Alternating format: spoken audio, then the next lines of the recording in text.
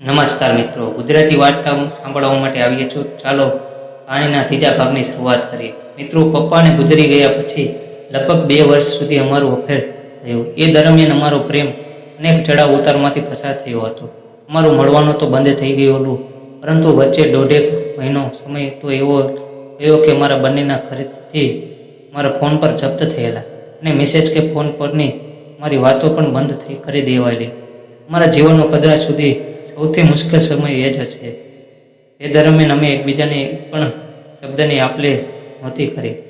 જોકે એ સમય દરમિયાન લોકોએ અમારી વચ્ચે ખૂબ જ દૂરી બનાવવાનો પ્રયત્ન ભલે કર્યો, પરંતુ અમારી વચ્ચેની નિકટતા વધુ ને વધુ ગાઢી થઈ રહી હતી.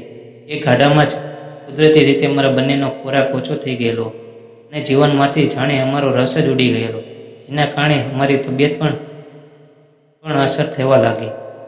અલબત્ત એ સમય દરમિયાન અમે ઘરેને તો કોઈ પ્રકારનો કંકાસ કહેતો જ કે નહીં તો રડોરડ પણ કરતા. કોઈ પણ જાતનો વિરોધ નોંધ્યા વિના કોઈ છોડ કરમાએ હોય અમે એક મૂકે પણ ભોગી રહ્યા હતા. મિત્રો, એ જ ગાળામાં એકવાર મારી તબિયત એકદમ બગડી ગઈ અને હું બેભાન થઈ ગઈ. ઘરના સભ્યો મને તાત્કાલિક હોસ્પિટલ ખસેડી પડી અને મયુર અમારા સગામાં હતો એટલે એના સુધી એ વાત પણ મૃત્યુથી પહોંચી ગઈ અને એ વાતને ખબર પડી એટલે એનામાં કોઈ પણ જાણે કોઈ દેવી શક્તિનો સંચાર થયો એટલે અને એ બધા ભેદ તોડીને હોસ્પિટલમાં મારી પાસે પહોંચી ગયો. હોસ્પિટલમાં કોઈ હવાડો ન થાય એટલે એ માટે મારી મમ્મીએ કે મામાએ પણ કશું ન બોલ્યા, પરંતુ એમના ચહેરા પર ચીડનો ભાવ દેખાતો હતો. પણ એ બધાની ચિંતા કરે એ મયુર નહીં. મયુર તો સીધો મારી પાસે જ પહોંચી ગયો અને મારી પાસે હાથ પસરાવીને મને કાનમાં કહ્યું માંડ્યો કે હું આવી ગયો છું, જો હું તારી પાસે જ છું, તું ચિંતા નહીં કરતી. હા. અને એ જોઈને ને એના સ્પર્શને પામીને મારા પણ ચેતના આવી ગઈ. એના ચહેરા પર મેં જોયું તો એના ચહેરા પર નૂન પણ ગાયબ હતું, પરંતુ મારી પાસે હોવાનો સંતોષ જરૂર હતો એના ચહેરા પર. એ પાસે હતો એટલે કોણ જાણે અમે કોઈ હિંમત આવી ગઈ હતી એટલે મેં હોસ્પિટલના બેડમાં સૂતા જ જાહેર કર્યો, હવે જો અમારી બંનેની વચ્ચેની કોઈ પણ આવ્યું અથવા અમને એકબીજાને દૂર કર્યા તો અમારા બંનેની લાશ તો જોશો તમે, અને અમારી આત્મહત્યાના જવાબદાર માત્ર ને માત્ર તમે બધા જ હશો. હવે અમારેથી દૂર રહી શકાય એવું નથી. ભગવાનને ખાતર અમારા પ્રેમને રિસ્પેક્ટ કરો.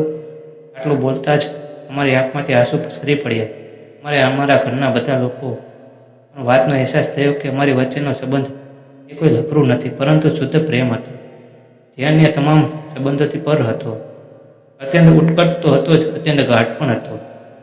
અને બસ પછી તો જ અમારા ઘરના સભ્યો માની ગયા એટલે અમે જાહેરમાં સાથે ફરવાનું શરૂ કર્યું અને થોડા સમય પછી જ અમારી સગાઈ કરીને અમારા લગ્ન માટે તૈયારી શરૂ કરવા દઈએ.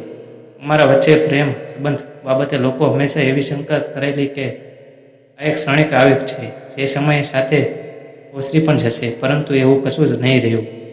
અમે આજીવન તો શું, પરંતુ આવનારા 7 જન્મો સુધી અમે એકબીજાને બોલ આપેલો. આજે અમે ખૂબ જ આનંદથી જીવીએ છીએ અને અત્યંત સુખેથી અમારો સંસાર ચલાવે છે.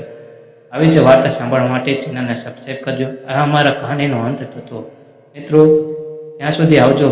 આગળની સ્ટોરી તમને બીજી એક નવી કહાનીની શરૂઆત કરશે આપણે. ત્યાં સુધી આવજો મિત્રો. ધન્યવાદ.